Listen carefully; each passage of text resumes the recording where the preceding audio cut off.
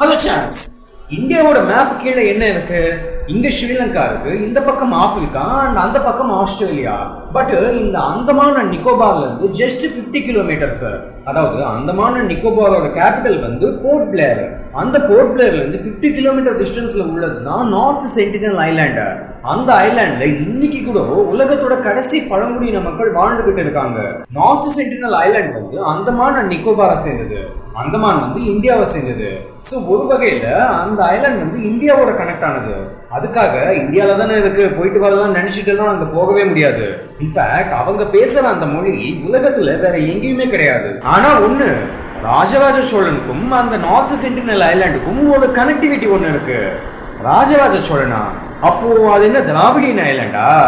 அதோட சீக்ரெட்ஸ் எங்க போய் கனெக்ட் ஆகுதுன்றதை இந்த வீடியோல டீகோட் பண்ணிடலாம். அதுக்கு முன்னாடி நீங்க நம்ம சேனலை சப்ஸ்கிரைப் பண்ணலனா இப்ப சப்ஸ்கிரைப் பண்ணிடுங்க. அப்படியே பக்கத்துல உள்ள பெல் ஐகானை கிளிக் பண்ணி ஆல்ல கிளிக் பண்ணிடுங்க. பை தி வே, வீடியோக்குள்ள போகிறதுக்கு முன்னாடி ஒரு சின்ன அனௌன்ஸ்மெண்ட். நம்ம சேனலோட பேரை நான் கொஞ்சம் சேஞ்ச் பண்ணியிருக்கேன். ஆதித்ய ஜொனலான்றதை எடுத்துட்டு ரிஷிமாதித்ய ஜொனலேஸ்வர்னு வச்சிருக்கேன். ஆக்சுவலி இதுதான் என்னோட ஃபுல் நேம். பட் நேம் கொஞ்சம் லெங்க்தியா இருக்குன்றதுனால முன்னாடியும் பின்னாடியும் கட் பண்ணிட்டு நான் வச்சேன். அண்டு வீட்டில் என்ன ஆதித்யான்னு கூப்பிடுவாங்கன்றதும் ஒரு காரணம். பட் நமக்கு வேண்டிய சில பேர் எதுக்காக ஃபுல் நேம் வைக்கல, ரிஷிமாதித்யாவே நல்லா தானே இருக்கு, அதையே வைக்கலாம் இல்லையா அப்படின்னு சொன்னதுனால இந்த சேஞ்சஸ் பண்ணேன்.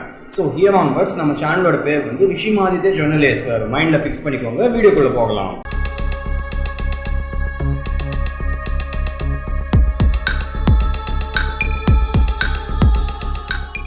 நார்த் சென்டினல் ஐலாண்டோட நிலப்பரப்பளவு எவ்வளவுன்னு பாத்தீங்கன்னா 60 ஸ்கொயர் கிலோமீட்டர் மட்டும்தான்.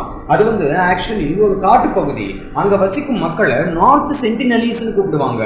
இது வந்து வெளியாட்கள் அவங்களுக்கு வச்ச பேரு. பட் அவங்களுக்குள்ள அந்த பழங்குடியின மக்களுக்குள்ள என்ன சொல்லி கூப்பிட்டுப்பாங்கன்றது யாருக்குமே தெரியாத ஒண்ணு. ஆப்வியஸ்லி அவங்களுக்கும் பேரெல்லாம் இருக்கதான் செய்யும். 2018 ஜான் ஆலன் சொல்லப்படும் 26 வயசு அமெரிக்கன் என்ன பண்ணா, இல்லீகலா நார்த் சென்டினல் ஐலாண்டுக்குள்ள போகணும்னு முடிவு எடுத்தான். ஜான் ஏன் அப்படி பண்ணானா, ஜான் வந்து ஒரு கிறிஸ்டியன்.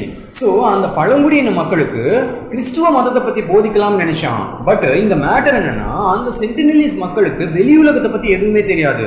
வெளியில இருந்து அவங்க ஐலாண்டுக்கு வரக்கூடியவங்களை அவங்க ஏத்துக்கவும் மாட்டாங்க. சிம்பிளா சொல்லணும்னா, அவங்களோட கண் பார்வையில நாம வந்து ஏலியன் போல. அவங்கள பொறுத்த வரைக்கும் அவங்க மட்டும்தான் மனுஷங்க.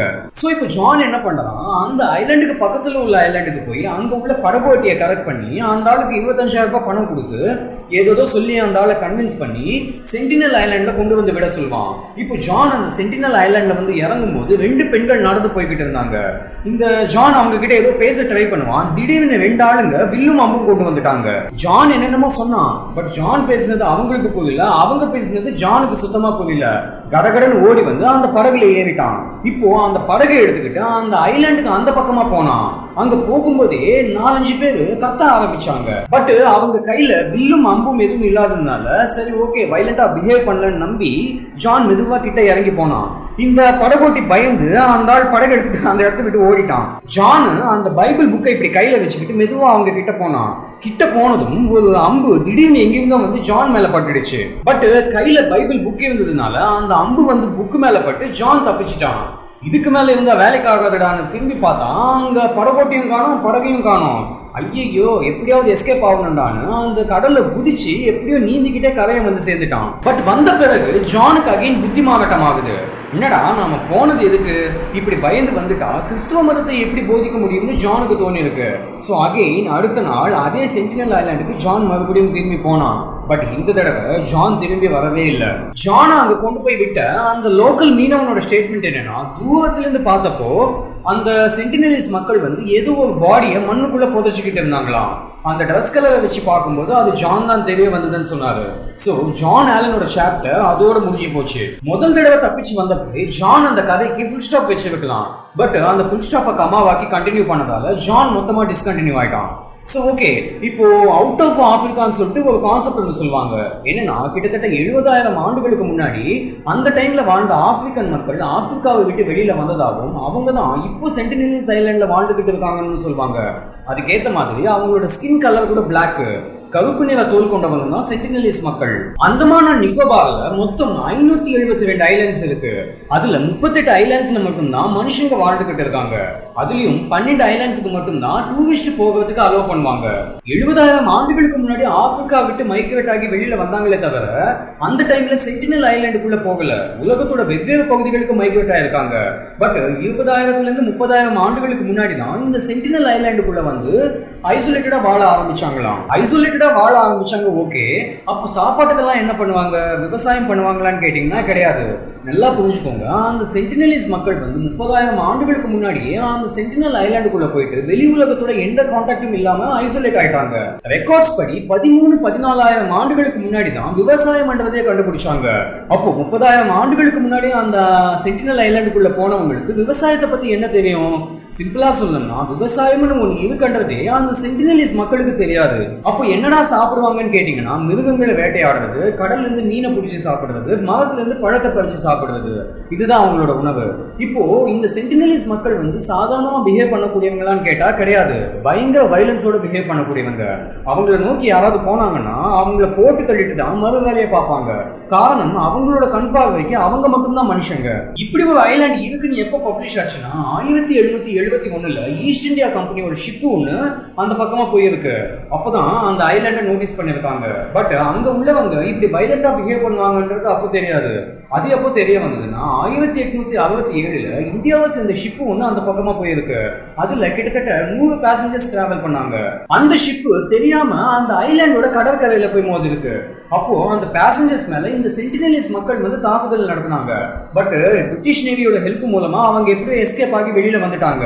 சென்டினலிஸ் மக்கள் இப்படி வைலண்டா பிஹேவ் பண்ணுவாங்கன்றதுக்கான முதல் கேஸ் அதுதான். இந்த சம்பவம் நடந்த பிறகு 1880 மௌவிசன் சொல்லிட்டு ஒரு பிரிட்டிஷ் ஆபீசர் அந்த சென்டினலிஸ் மக்களையும் நம்மள போல மனுஷங்களா மாத்தணும்னு சொல்லி அந்தமான் நிக்கோபார்ல வசிக்கும் ட்ரைப்ஸ் கிட்ட போயிட்டு இந்த மேட்டர் தான் சொல்லி அவங்க கிட்ட ஹெல்ப் கேட்டு அவங்களையும் அந்த நார்த் சென்டினல் ஐலாண்டுக்கு கூட்டிட்டு போனாரு. இவங்களும் பழங்குடியின மக்கள், அவங்களும் பழங்குடியின மக்கள், இனத்தோட ஒண்ணு சேர்ந்துடுச்சுன்றது போல இவங்களை பார்த்த உடனே அவங்க வைலண்டா பிஹேவ் பண்ணல, பேசதான் வந்தாங்க.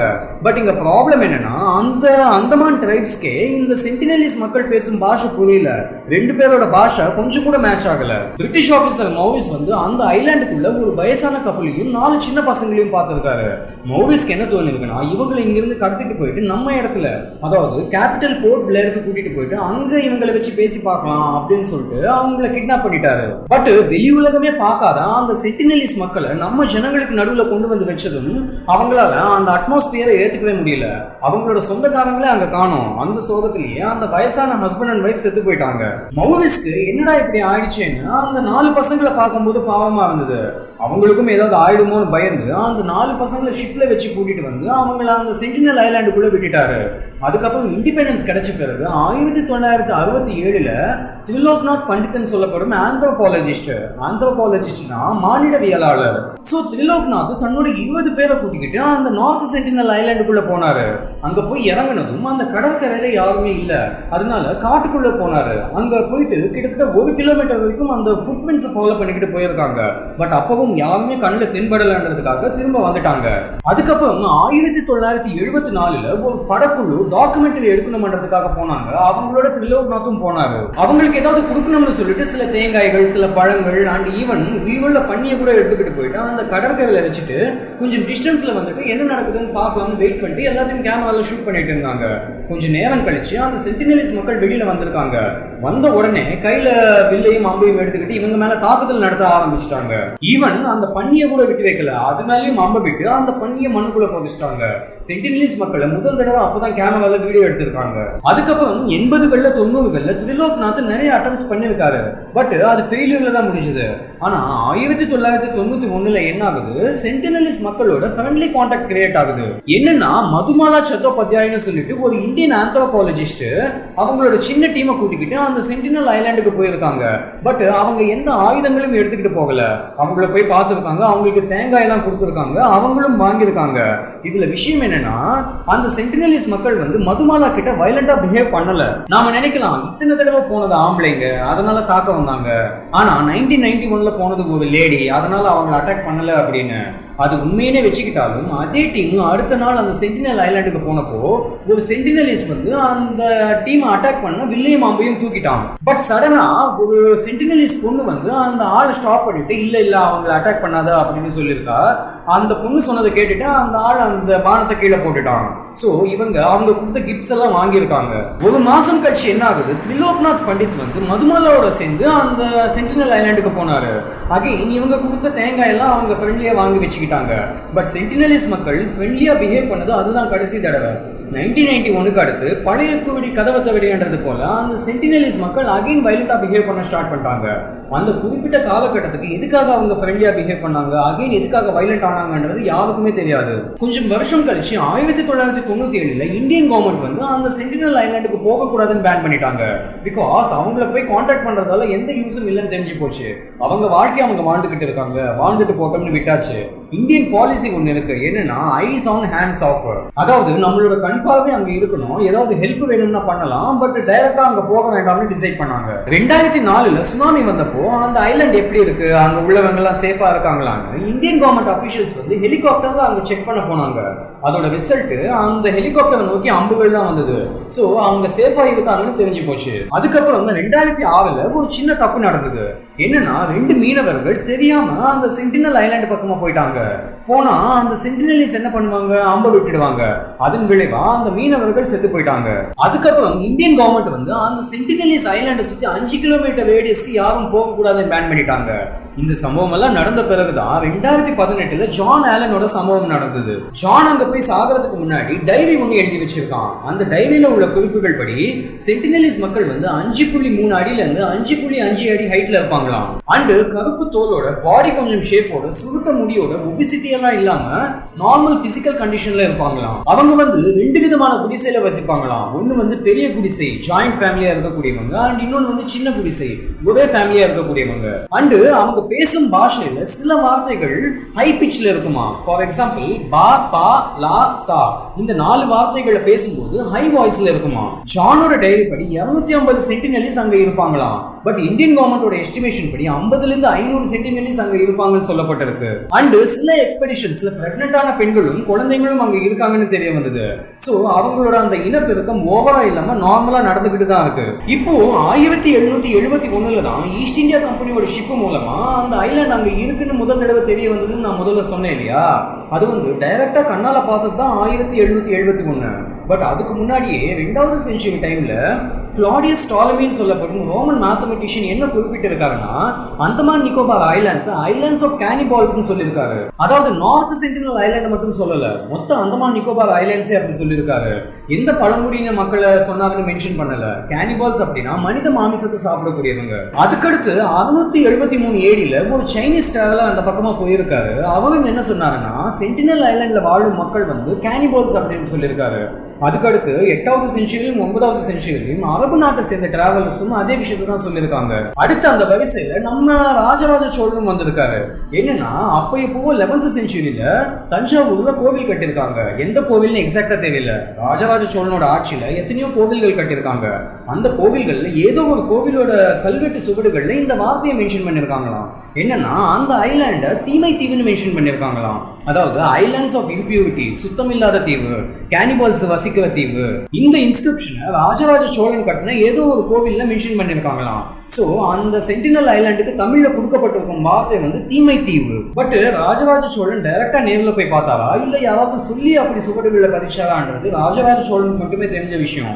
ஆனா சோழா டைனஸ்டியோட என்டையர் மேப்பை எடுத்து பார்த்தோம்னா அதுல அந்தமான் நிக்கோபார் கூட இருக்கு.